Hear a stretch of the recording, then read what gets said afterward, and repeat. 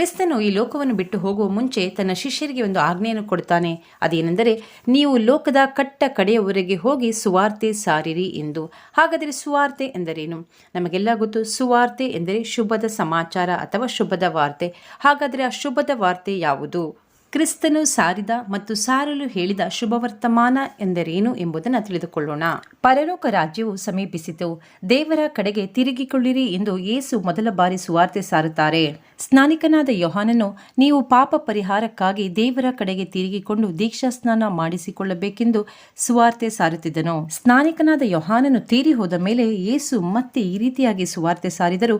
ಕಾಲ ಪರಿಪೂರ್ಣವಾಯಿತು, ದೇವರ ರಾಜ್ಯವು ಸಮೀಪಿಸಿತು, ದೇವರ ಕಡೆಗೆ ತಿರುಗಿಕೊಂಡು ಸುವಾರ್ತೆಯನ್ನು ನಂಬಿರಿ ಎಂದು ಸುವಾರ್ತೆ ಸಾರುತ್ತಾರೆ. ನಾನು ಸುವಾರ್ತೆಯನ್ನು ಸಾರಬೇಕು, ಇದಕ್ಕಾಗಿ ನಾನು ಹೊರಟು ಬಂದಿದ್ದೇನೆ ಎಂದು ಯೇಸು ಅನೇಕ ಕಡೆಗಳಲ್ಲಿ ಹೇಳುತ್ತಾರೆ. ಕ್ರಿಸ್ತನ ಮರಣದ ನಂತರ ಆತನ ಶಿಷ್ಯನಾದ ಪೇತ್ರನು ಈ ರೀತಿಯಾಗಿ ಸುವಾರ್ತೆ ಸಾರುತ್ತಾನೆ. ಆತನೇ ಜೀವಿತರಿಗೂ ಸತ್ತವರಿಗೂ ನ್ಯಾಯಾಧಿಪತಿಯಾಗಿ ದೇವರಿಂದ ನೇಮಕವಾದವನು ಎಂಬುದನ್ನು ಜನರಿಗೆ ಸಾರಿ ಸಾಕ್ಷಿ ಹೇಳಬೇಕೆಂದು ದೇವರು ನಮಗೆ ಅಪ್ಪಣೆ ಕೊಟ್ಟನು. ಆತನಲ್ಲಿ ನಂಬಿಕೆ ಇಡುವ ಪ್ರತಿಯೊಬ್ಬನು ಆತನ ಹೆಸರಿನ ಮೂಲಕವಾಗಿ ಪಾಪ ಪರಿಹಾರವನ್ನು ಹೊಂದುವ. ಪೌಲನು ಈ ಸುವಾರ್ತೆಯ ವಿಷಯವಾಗಿ, ಈ ಸುವಾರ್ತೆಯು ದೇವರ ಮಗನು ನಮ್ಮ ಕರ್ತನೂ ಆಗಿರುವ ಯೇಸು ಕ್ರಿಸ್ತನ ವಿಷಯವಾದದ್ದು ಮತ್ತು ದೇವರ ಬಲಸ್ವರೂಪವಾಗಿದ್ದು, ಮೊದಲು ಯಹೂದ್ಯರಿಗೂ ಆಮೇಲೆ ಗ್ರೀಕರಿಗೂ ಅಂತೂ ನಂಬುವವರೆಲ್ಲರಿಗೂ ರಕ್ಷಣೆ ಉಂಟು ಮಾಡುವಂತದ್ದಾಗಿದೆ ಎಂದು ಬರೆಯುತ್ತಾನೆ. ಪೌಲನು ತಾನು ಸಾರಿದ ಸುವಾರ್ತೆಯಿಂದ ತಾನು ಕಲಿತದ್ದನ್ನು ಮತ್ತು ತಾನು ಸಾರಿದ ಸುವಾರ್ತೆ ಏನೆಂಬುದನ್ನು ಈ ರೀತಿಯಾಗಿ ಬರೆಯುತ್ತಾನೆ. ಕ್ರಿಸ್ತನು ನಮ್ಮ ಪಾಪಗಳ ನಿವಾರಣೆಗಾಗಿ ಸತ್ತನು, ಹೂಣಲ್ಪಟ್ಟನು, ಶಾಸ್ತ್ರದ ಪ್ರಕಾರವೇ ಮೂರನೆಯ ದಿನದಲ್ಲಿ ಎಬ್ಬಿಸಲ್ಪಟ್ಟನು.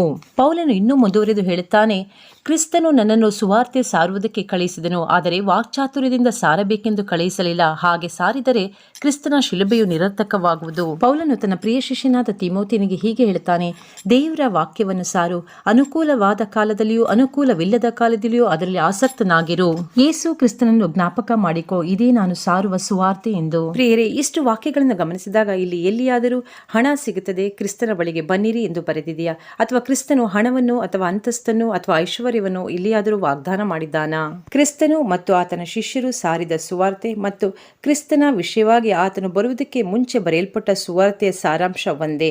ಅದು ಪರಲೋಕ ರಾಜ್ಯವು ಸಮೀಪಿಸಿತು, ದೇವರ ಕಡೆಗೆ ತಿರುಗಿಕೊಳ್ಳಿರಿ, ನಿಮ್ಮ ಪಾಪಕ್ಕೆ ಪಶ್ಚಾತ್ತಾಪಪಟ್ಟು ಪಾಪಗಳನ್ನು ಬಿಟ್ಟು ಬಿಡಿರಿ ಎಂಬುದಷ್ಟೇ. ಸುವಾರ್ತೆಯ ಮುಖ್ಯ ಉದ್ದೇಶ ನಿತ್ಯ ಜೀವ. ಒಂದು ಆತ್ಮವು ನಷ್ಟಪಟ್ಟು ಹೋಗಬಾರದು, ನಿತ್ಯ ನರಕಕ್ಕೆ ನಾವು ಬಾಧ್ಯರಾಗಬಾರದು ಎಂದು ದೇವರು ತನ್ನ ಮಗನನ್ನು ಕಳಿಸಿಕೊಟ್ಟನು. ಆತನ ಮಗನು ಕೂಡ ಆತನ ನಂಬುವ ಒಬ್ಬನಾದರೂ ನಾಶವಾಗಬಾರದೆಂದು ಇಷ್ಟಪಟ್ಟನು. ಸುವಾರ್ತೆ ಸಾರುವುದು ಕ್ರಿಸ್ತನು ನಮಗೆ ಕೊಟ್ಟಂತ ಆಜ್ಞೆಯಾಗಿದೆ ಹಾಗೂ ಅದು ನಮ್ಮ ಜವಾಬ್ದಾರಿ ಕೂಡ ಆಗಿದೆ. ಆದರೆ ನೀವು ಸುವಾರ್ತೆ ಸಾರುವಾಗ ಯಾರಾದರೂ ಆ ಸುವಾರ್ತೆಗೆ ಒಳಪಡದೇ ಇದ್ದರೆ ದುಃಖಿಸಬೇಡಿರಿ. ಯಾಕಂದರೆ ಕರ್ತನಾದ ಯೇಸುವು ದೇವರನ್ನು ಅರಿಯದವರಿಗೂ ತನ್ನ ಸುವಾರ್ತೆಗೆ ಒಳಪಡೆದವರಿಗೂ ಪ್ರತಿಕಾರವನ್ನು ಸಲ್ಲಿಸುವನು ಎಂದು ಬರೆದಿದೆ. ಸುವಾರ್ತೆ ಎಂಬುದು ಒಬ್ಬ ಮನುಷ್ಯನನ್ನು ನಿತ್ಯ ನರಕಕ್ಕೆ ತಪ್ಪಿಸುವುದು, ನಿತ್ಯ ಜೀವಕ್ಕೆ ಬಾಧ್ಯನನ್ನಾಗಿ ಮಾಡುವುದು ಆಗಿದೆ. ಅದಕ್ಕಾಗಿ ನಾವು ಪ್ರಯಾಸ ಪಡುತ್ತೇವೆ. ಅದನ್ನು ತಿರಸ್ಕರಿಸುವವನು ಆ ನ್ಯಾಯ ತೀರ್ಪಿಗೆ ಒಳಗಾಗುವನು. ಅದಕ್ಕೆ ಸುವಾರ್ತೆಯ ವಿಷಯವಾಗಿ ಹಳೆಯ ಒಡಂಬಡಿಕೆಯ ಯೆಶಾಯ ಗ್ರಂಥದಲ್ಲೂ ನಹೂಮ ಗ್ರಂಥದಲ್ಲೂ ಸುವಾರ್ತೆ ಸಾರುವವರ ಪಾದಗಳು ಎಷ್ಟು ಅಂದವಾಗಿವೆ ಎಂದು ಬರೆಯಲ್ಪಟ್ಟಿದೆ. ಯಾಕಂದರೆ ಸಾರಿದ ಸುವಾರ್ತೆಯು ನಂಬಿಕೆಗೆ ಆಧಾರವಾಗಿರುತ್ತದೆ. ಸಾರುವವರಿಲ್ಲದೆ ಕೇಳುವವರೆಲ್ಲಿ ಎಂಬಂತೆ ನಾವು ಹೇಳುವುದು ನಮ್ಮ ಕರ್ತವ್ಯ, ಹೇಳಲೇಬೇಕು. ನಿಮ್ಮ ಸುವಾರ್ತೆಯು ಅನೇಕರನ್ನು ನರಕಕ್ಕೆ ತಪ್ಪಿಸುವುದರಿಂದ ನೀವು ಹೊಳೆಯುವ ನಕ್ಷತ್ರಗಳಂತಿದ್ದೀರಿ ಎಂದು ದಾನಿಯೇಲ ಗ್ರಂಥದಲ್ಲಿಯೂ ಯಾಕೋಬ ಪತ್ರಿಕೆಯಲ್ಲೂ ಬರೆಯಲ್ಪಟ್ಟಿದೆ. ಅದಕ್ಕಾಗಿಯೇ ಸುವಾರ್ತೆ ಸಾರುವವರು ಮತ್ತು ಸುವಾರ್ತಿಕ ಬಹಳ ಮುಖ್ಯ. ನೀವು ಕ್ರಿಸ್ತನನ್ನು ನಂಬಿ ಕ್ರಿಸ್ತನೊಳಗೆ ಬರುವಾಗ ಖಂಡಿತವಾಗಿಯೂ ಪಾಪ ಪರಿಹಾರ, ರೋಗ ಸೌಖ್ಯ ಉಂಟಾಗುತ್ತದೆ ಮತ್ತು ನಿಮ್ಮನ್ನು ಮೇಲಕ್ಕೆ ಎತ್ತುತ್ತಾನೆ. ಆದರೆ ಸುವಾರ್ತೆ ಎಂಬುದು ಈ ಲೋಕದ ಐಶ್ವರ್ಯಕ್ಕೆ ಸಂಬಂಧಪಟ್ಟದ್ದಲ್ಲ, ನೆನಪಿಟ್ಟುಕೊಳ್ಳಿ. ನಾವು ಎಲ್ಲಿಂದ ಬಂದೆವೋ ಅಲ್ಲಿಗೆ ತಿರುಗಿ ಹೋಗಬೇಕು. ಅದಕ್ಕೆ ಪೌಲನು ಹೇಳುತ್ತಾನೆ, ನಾವು ಪರಲೋಕ ಸಮಸ್ಥಾನದವರು ಎಂದು.